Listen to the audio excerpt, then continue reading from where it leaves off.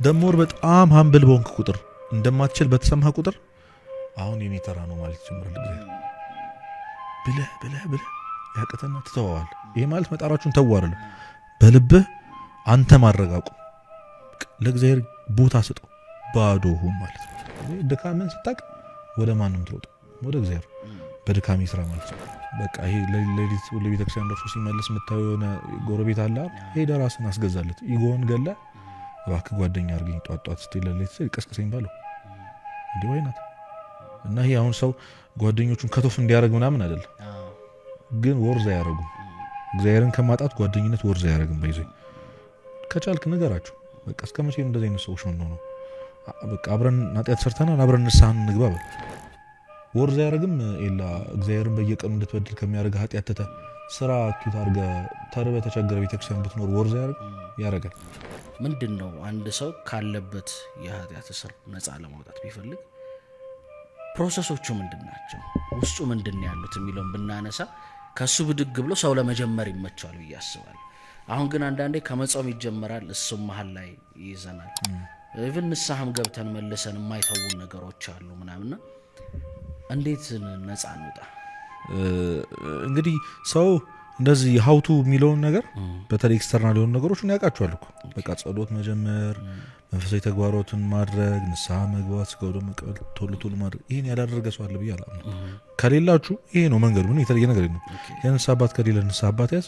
ከዛ ንስሐ አባት ይነግሩሃል ማድረግ ያለብን በቀኖናው መሀል እግዚአብሔርን እንድትወድ ከዛ ያደረካቸው ነገሮች ስህተት እንደሆኑ እንዲሰማ ጸጸት እንዲሰማ ምክንያቱም ስግደት አለው፣ ምጽዋት አለው፣ ጸሎት አለው፣ ማስቀደስ አለው ገብቷል። መንፈሳዊ ተግባራትን ሁሉ ያቀፈ ቀኖና ስለሆነ የሚሰጥ ያንን እንደ ግዴታም እንደምንም ብለህ አድርገው ብቻ ስለ ኃጢአቴም ብለህም አድርገው እና ያ የንስሐ አባት መያዝን የመሰለ ትልቅ ነገር የለም። ጥሩ የንስሐ አባት ሰው መርጦ ጎበዝ የሆነ መንፈሳዊ ተግባር ላይ መንፈሳዊ ህይወት ላይ የሚያጎብዝን የንስሐ አባት መርጣ ያዝ። ንስሐ አባት የሌላችሁ ሰዎች ንስሐ አባት ያላችሁ ሰዎች ደግሞ ቶሎ አግኛቸው። ምክንያቱም የሆነ ቢያንስ ያስገድዳል የእነሱን ትእዛዝ ለማክበር ብለህ እንኳን ታድርገዋለህ። ቢያንስ ሰው እንግዲህ በራሱ ሞክሮ ነው። ይኸው በራስ ሞከርከው ቶሶ ሀውቱ ብለህ ዩቲዩብ ላይም ሰርች አድርገሃል እና ምንም የመጣ ለውጥ የለም እና በራሳችን መሞከር ማቆም አለብን። ትልቁ በተለይ በዚህ ጄኔሬሽን ላይ ያለው ወጣት ያላስተዋለው ነገር የኢንቫይሮንመንት ጉዳይ ነው። ኢንቫይሮንመንትን ነው እየመሰልክ ያለው። ካልወጣህ አትወጣም እና ኢንቫይሮንመንት ምን ውስጥ ነው ያለው? ማነው አጠገብ? ማነው ጓደኛ? በሄድኩበት ሁሉ ማውራት ይሄ ነው። ቁጭ ብለህ እስኪ አንድ ቀን አስበው ጓደኛ ማን ነው? ምንድነው? ይሄ በጣም ታዋቂ አባባል አለ አይደል? በቃ ጨለማ ውስጥ ያለ አንድ ተኩላ አለ፣ ብርሃን ላይ ያለ ተኩላ አለ። ማን ነው የሚተርፈው በህይወት የሚቆየው ሲባል ሰው ያው ብርሃን ላይ ያለው አይደለም የመገብከው ጨለማና ብርሃን በህይወት ለመቆየት አስፈላጊ ነገር አይደለም። ምንህን ነው ማን ነው ምንድነው እየሰማህ የምትለው? ዊኖ እኮ እንግዲህ ለቃሉ ይቅርታ ለሊቱ ሙሉ በቃ እንደዚህ በጅልነት ወይ ጌም ሲጫወቱ ወይ ሰምቲንግ ምናምን ስንት ሺህ ሰው ቁጭ ብሎ ለሊቱ ሙሉ ልረዳው ማልችለው ነገር ነው። እና እንዴት ነው መለወጥ የፈለግከው? እንደዚህ ነገር ልቁጭ ይላል ስክሮል እያረክ ይዋልክ እንዴት ነው መለወጥ የፈለግከው?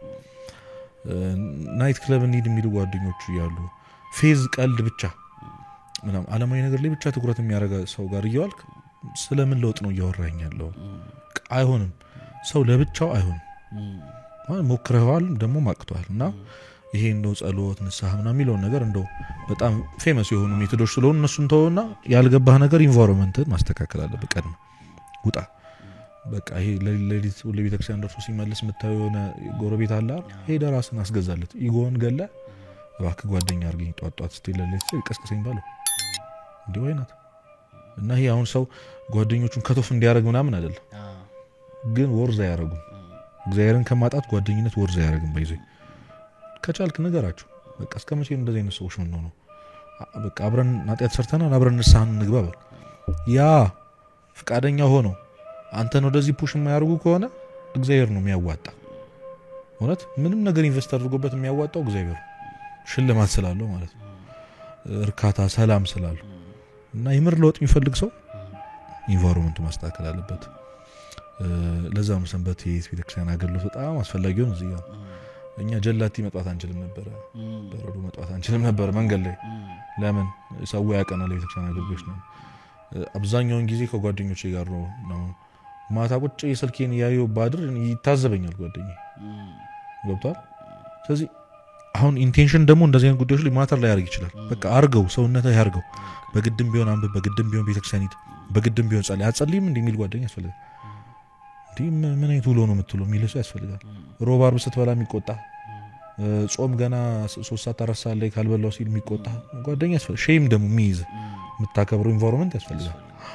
ያንን የምጠላውን ኃጢአት እንዳትሰራ የሚያደርግ ኢንቫይሮንመንት፣ ቤተክርስቲያን ማደር፣ ቤተክርስቲያን መመላለስ፣ ቢዚ መሆን ማለት ነው። እና ሱስ ነው አብዛኛውን ክፉ ልማድ አለበት፣ ሱስ አለበት አይደል? እኔ እሱን እስክትረሳው ድረስ እንዳለብህ እስክትረሳው ድረስ ቢዚ የሚያደርግ መንፈሳዊ ህይወት ያስፈልጋል። ስራው ለምን አሁን አዳር ቤተክርስቲያን ውስጥ አታረገውም አይደል? በቃ አሁን ወርዝ ያደርግም ኤላ እግዚአብሔርን በየቀኑ እንድትበድል ከሚያደርግ ኃጢአት ተተ ስራ አኪዩት አድርገ ተርበ ተቸገረ ቤተክርስቲያን እንድትኖር ወርዝ ያደርጋል። ሰው የምሩ መለወጥ ቢፈልግ በጣም ብዙ አማራጮች አሉት። የእንጀራ ጉዳይ ነው ይላል ዘፋኙ።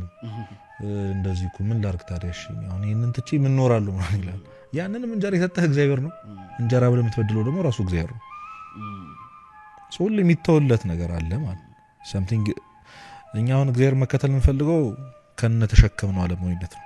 ከነ ተሸከምከው ሱስ ነው እግዚአብሔር መከተል የምንፈልገው። ሀብታም መሆን የማይፈልግ ሰው የለም በዚህ ጊዜ። በጣም ሌጀሪ መኪና መንዳት የአርቲስቶች ህይወት በቃ። እህቶቻችን ደግሞ በጣም ውድ የሚባሉ ሜካፖችን ስቶሪ ማድረግ መቀበል ታውቃለህ። እሱን ተሸክመህ ምን አይነት ለውጥ የምትፈልገው?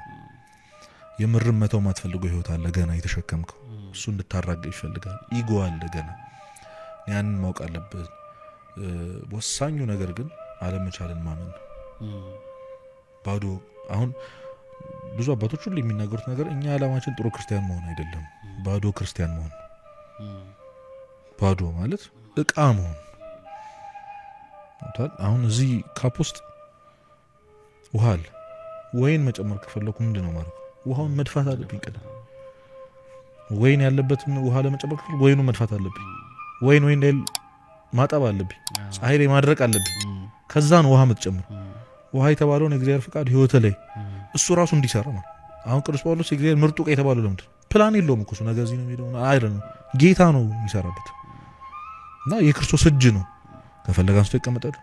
አንተ የማይታዘዝህን ዕቃ ትፈልጋለህ?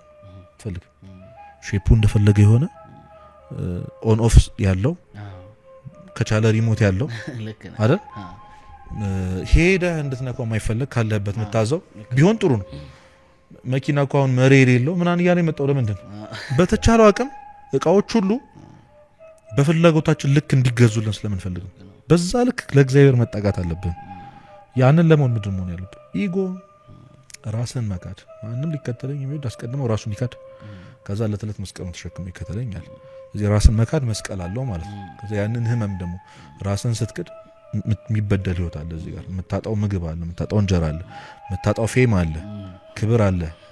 ያ መስቀል ነው እና ክርስቶስን መከተል ይሄ አለው። እዚህ ራስን መካድ መተው፣ በጣም የምትፈልገው ነገር መተው ለእግዚአብሔር። ድካምን ማመን የመሰለ ነገር የለም። አብዛኞቻችን ጸሎት የምናደርገው ከራሳችን ብቃት የተነሳ ነው ይመስለን። ጸሎት አድርገህ ስትጨርስ ጥሩ ስሜት የሚሰማ በነገራችን ላይ እግዚአብሔር ስለፈቀደልህ ሳይሆን ጎበዝ ነኝ ምናምን ሚሊዮን የተደበቀ የልብ ግድግዳ ላይ የተለጠፈ ትዕቢት ስላለ ያን ካንተ እንዳልሆነ ማወቅ ስትጀምር እስከዛ ነው በዚህ ክርስቶስን የሚያሽህ ለዛ ነው። እና እግዚአብሔር የሚወዳቸውን ሰዎች የሚጠበቀው ከትዕቢት ነው። ለምን? ትዕቢትን የመሰለ ትልቅ ኃጢአት ስለሌለ። ለብሮ ትልቅ ኃጢአት የተባለው ስለማትመለስ አንዴ ከታበክ ሰይጣን እስካሁን የማይመለሱ ለሚመስል ይጎ እኮ እንጂ እኮ ዞር ዞር ብሎ አይቶ እኔ ፈጣሪያችሁ ካለ በኋላ በቅጽበት እኮ ነው እንደተሳሳተ ያወቀዋል። ፈጣሪማ እንዳለ አወቀ። ይህ ሁሉ ሺህ ዓመት ስቲል አለ። ማመንማ አጋንንትም ያምናሉ አለ እኮ ያዕቆብ። ስለዚህ በማመን በቃ እሱም ያምናል እግዚአብሔር አምላክ ነው ለማለት እሱም ያውቃል። ለምን አይመለስም ካልከኝ ክብሩስ ነው። እንደዛ ብዬ ትቼ አሁን ገብቷል አይደል? ይጎ አለበት። ስለዚህ ከታበይክ እኔ ያልሳሳትም ምናምን ካልክ አትመለስም፣ መቼም አትለወጥም። እና ያን ደግሞ ሀምብል እንዲያደርግህ ስብራቶች ይመጣሉ፣ መድከም ይመጣሉ።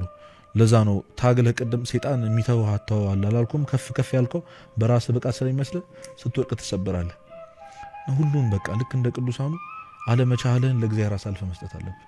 እኔ ያንተ ነኝ እንደፈለግ ካርገኝ ማለት አለብህ። ሁሉን ነገር ጊቭ አፕ ስታደርግ ክርስቶስ ራሱ ይሰራባል። ከዛ ሀምብል እንድትሆን ትንሽ ሲሰብርህ ደግሞ ተስፋ እንዳትቆርጥ ደግሞ ሲያበረታ ክርስትና እንደዚህ ነው። ቅድም እንዳልኩና በዚህ መንገድ ውስጥ መመላለስ በጣም ወደው አባባል አለ አቡነ ሽኖዳ የሚናገሩት። ዲያብሎስ አንድ ጊዜ ሄዶ እግዚአብሔርን ምን ይለዋል? ብርቶቹን ለእኔ ተዋቸው፣ እኔ ይችላቸዋለሁ፣ ደካሞቹን ግን አልቻልኳቸውም አለው ለእግዚአብሔር። ምክንያቱም ደካሞቹ ድካማቸውን ስላመኑ ኃይል ወደምትሆኑ ወደ አንተ ተጠግተዋል፣ ብርቶቹን ግን ለእኔ ተዋቸው እና አሁን ብዙ ጊዜ እንትን ይመስለናል እኛ ይሄ እግዚአብሔር አስተማሪ ይመስለናል። በሰነፍ ተማሪ የሚናድረው አስተማሪ አለ ምናምን አንተ መቼም ሰው አትሆንም ምናምን ኢግኖር የሚያደርግ ባክቤንቸሮቹን ትቶ ምናምን ፊት ለፊት የሚቀመጡትን ተማሪዎች አፕሪሼት የሚያደርገው አስተማሪ እንደዛ አይነት ሰው ይመስላችኋል። ይሄ ብዙ ቤተሰብ ያለበት እህት ወንድም ያለበት ከዛ ግን በመሀል ሰነፉ ተማሪ የማይመቸው የሚማረርበት ቤተሰብ እንደዛ ይመስላል። እሱ እንደዛ አይደለም።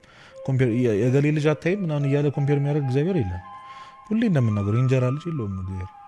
እና እንደዛ የምትስለው ከሆነ ስለዚህ አንተ በራስህ ብቃት ፕሩቭ ለማድረግ ለእግዚአብሔር ማለት ነው እችላለሁ እኮ ለማለት እና መንፈሳዊ የሆኑ ትንሽ መንፈሳዊ ህይወት ያላቸው ምናምን ሰዎች ፒክ አድርጎ አንተ ኢግኖር እንደሚያደርግህ ምናምን አድርገህ የምታየው ከሆነ አሁንም የለውጥ መንገድ አልጀመርክም።